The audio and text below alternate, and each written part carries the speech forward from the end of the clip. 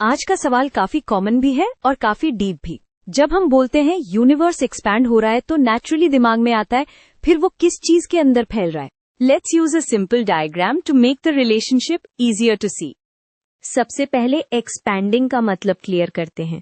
Idea ये नहीं है कि गैलेक्सीज किसी एम्प्टी रूम में बाहर की तरफ जा रहे हैं। आइडिया ये है कि गैलेक्सीज के बीच का स्पेस स्ट्रेच हो रहा है, इसलिए उनके बीच की डिस्टेंस बढ़ रही है।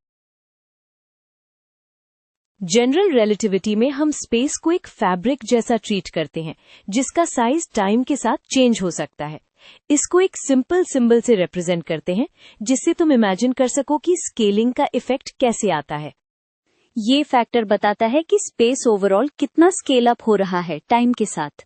अब कोर पॉइंट है किस चीज में एक्सपैंड हो रहा है। इस क्वेश्चन में हम सीक्रेटली अज्यूम कर रहे होते हैं कि स्पेस के बाहर कोई बिगर कंटेनर होगा, पर रिलेटिविटी के अकॉर्डिंग स्पेस का बाहर डिफाइन ही नहीं होता।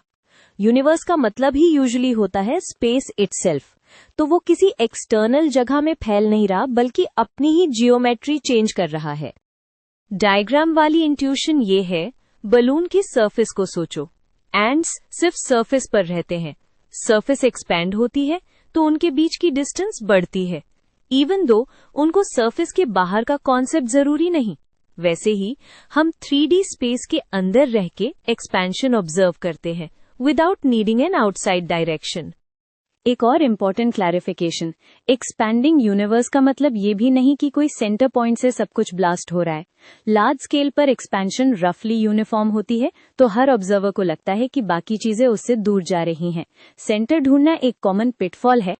और स्पेस फाइनाइट है या इनफाइनाइट, ये सेपरेट क्वेश्चन है।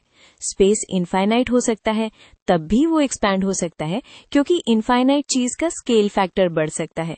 स्पेस फाइनाइट भी हो सकता है बट अनबाउंडेड, जैसे स्फीयर सरफेस का एज नहीं होता फिर भी साइज चेंज हो सकता है। तो फाइनल टेक अवे ये है, यूनिवर्स इनटू समथिंग एक्सपैंड नहीं कर रहा। एक्सपेंशन का मतलब है स्पेस के अंदर डिस्टेंसेस ग्रो होना because space itself is stretching.